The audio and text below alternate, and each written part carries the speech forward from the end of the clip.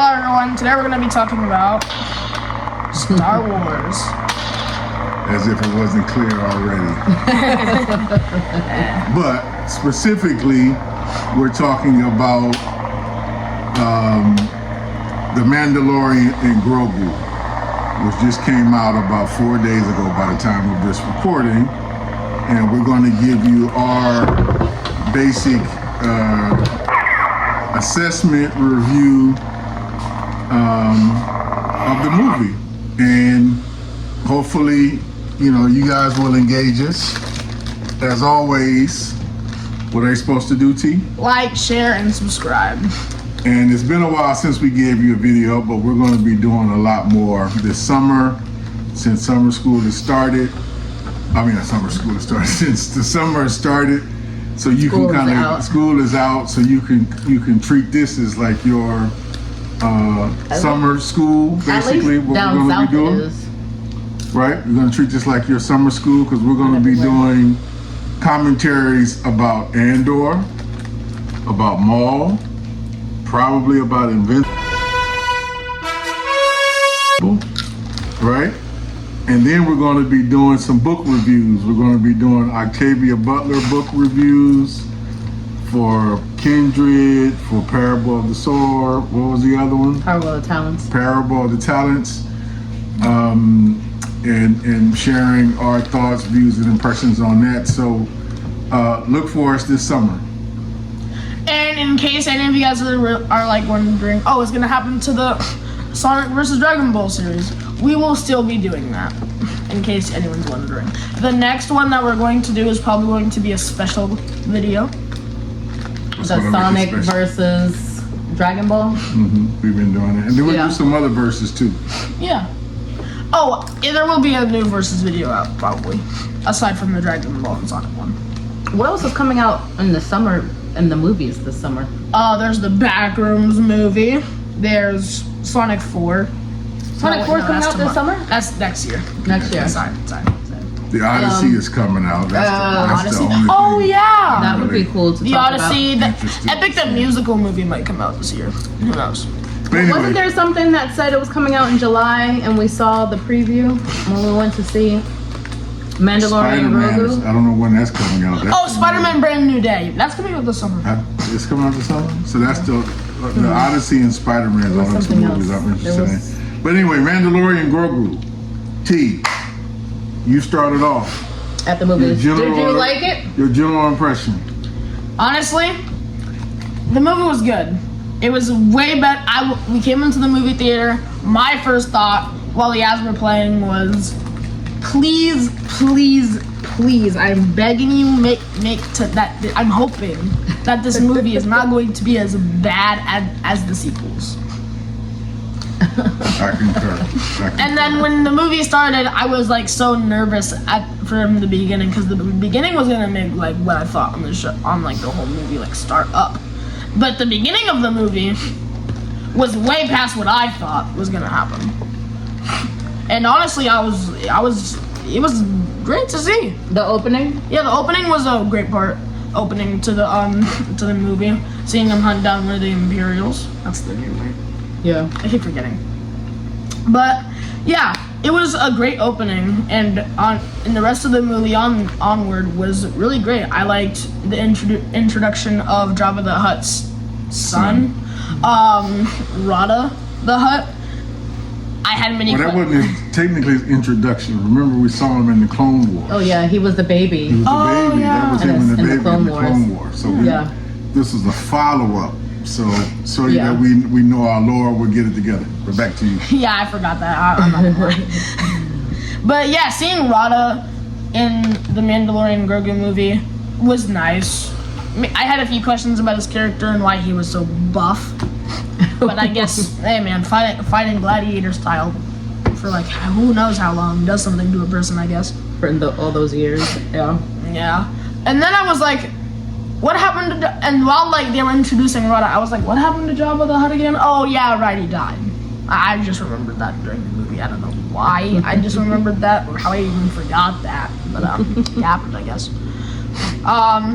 But I really liked the movie. Some of my favorite characters had to be like My favorite character had to be Grogu, obviously, because like when I thought the Mandalorian was dead, I thought he was dead for like 5 seconds. I was like, yeah, no, they're gonna do something to make him come back. There's no way in hell he dies like this. But like seeing Grogu do that whole thing by himself was nice.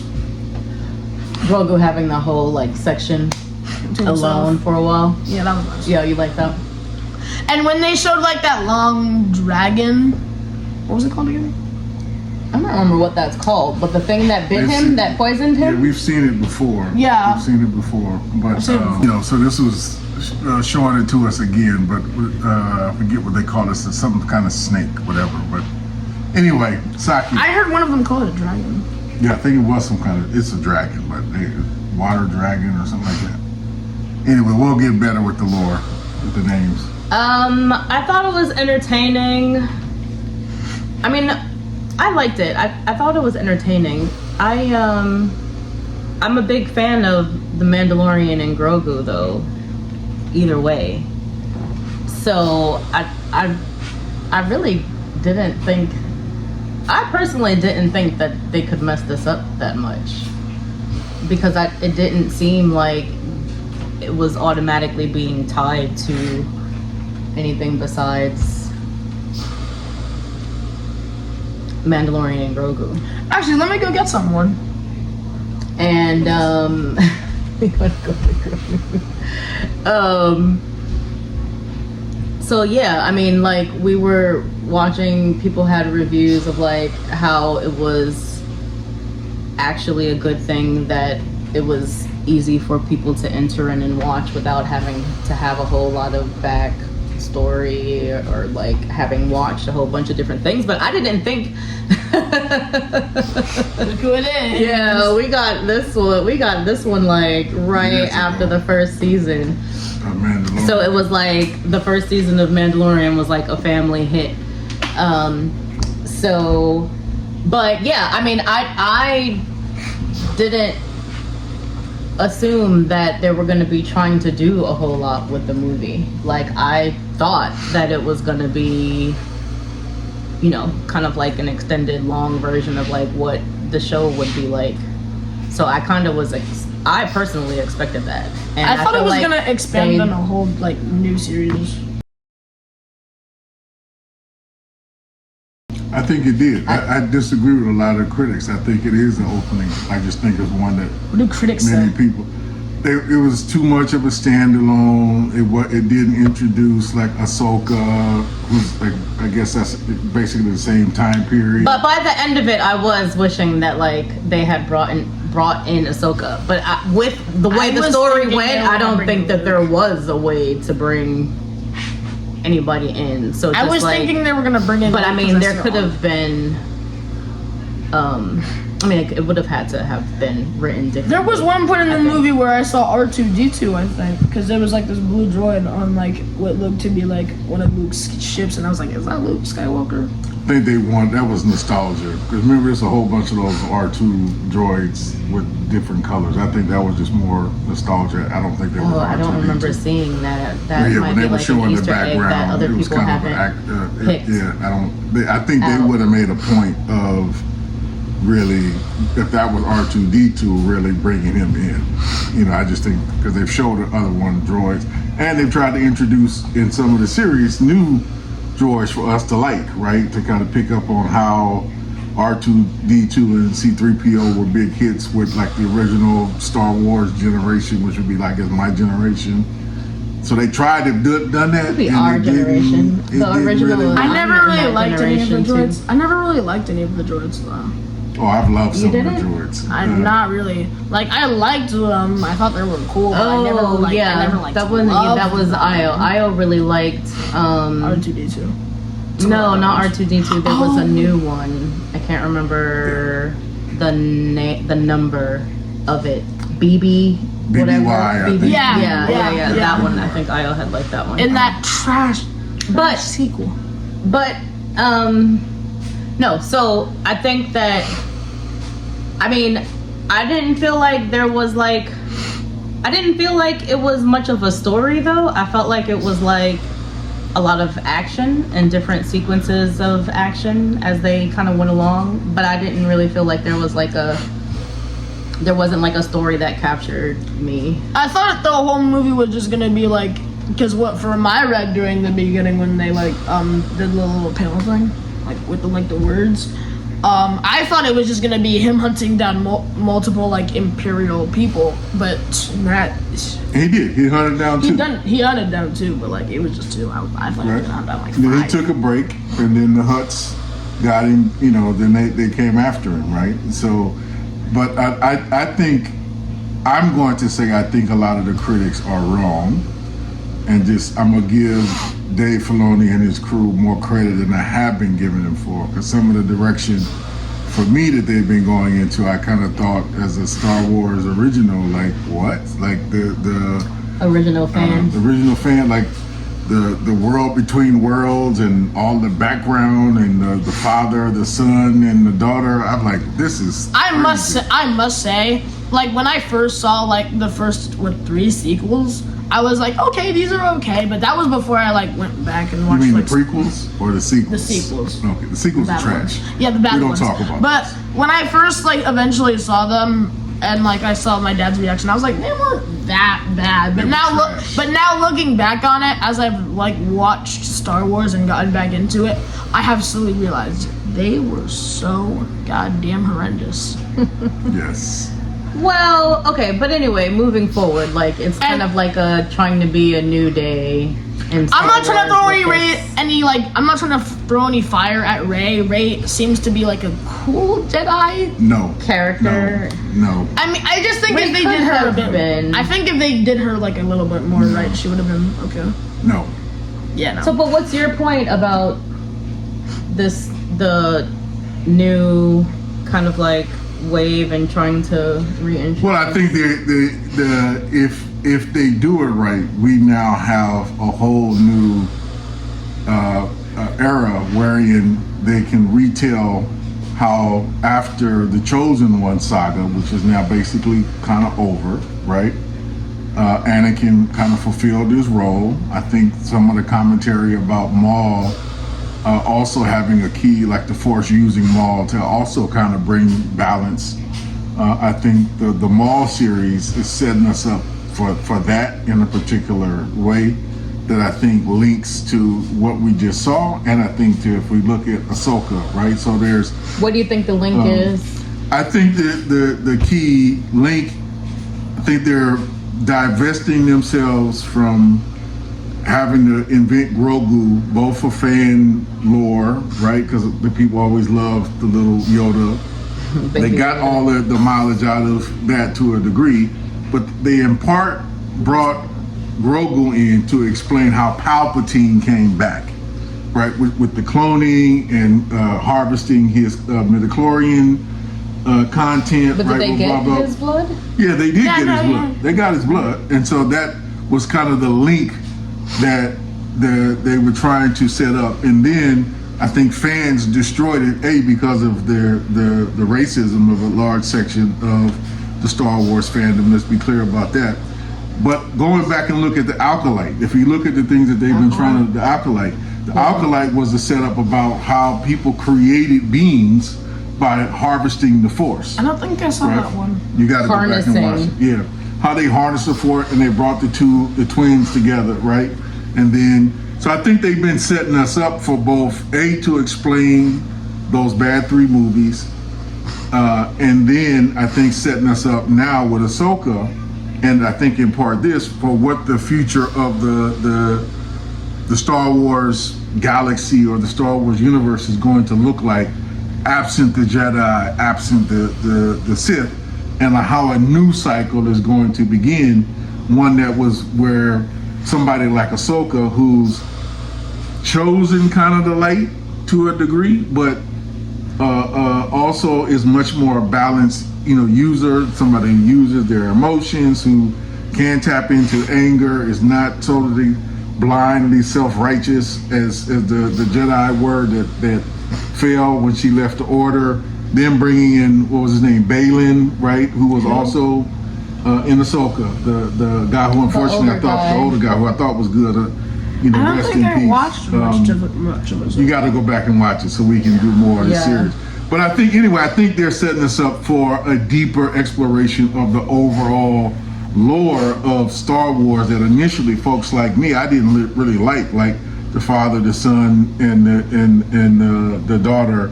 That didn't make sense to me. What and father, son, and daughter thing? Remember it was in, after the original in the Clone War. They originally introduced them, and that's where Ahsoka and Anakin. Yeah, You remember yeah. that one? right. And so Ahsoka was with him, and so was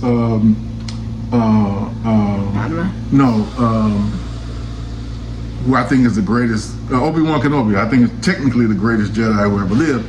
But that's a whole nother video that we'll do at another time. He's the The greatest. record, I think, proves itself. He beat Darth Maul, General Grievous, and Darth Vader. Thank you. Please, he Vader had to twice. get killed off. He had to get. He beat Vader. He beat Vader twice. He had to get True to be killed true. off. So no, he didn't. He didn't. Remember, he surrendered. He never actually lost to Vader.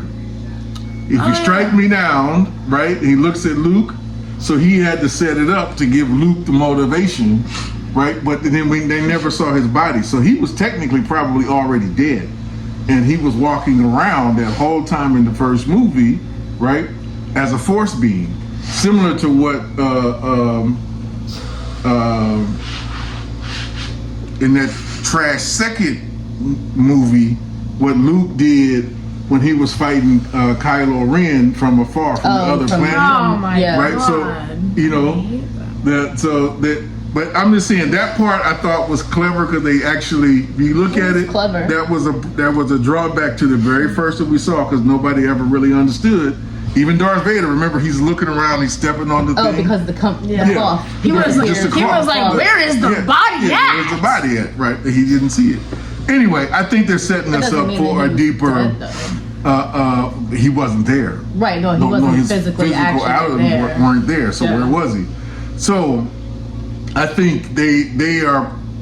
I think Filoni's paying off in expanding kind of the lore and the myth and the mystical side, and I think this played into a little bit of that.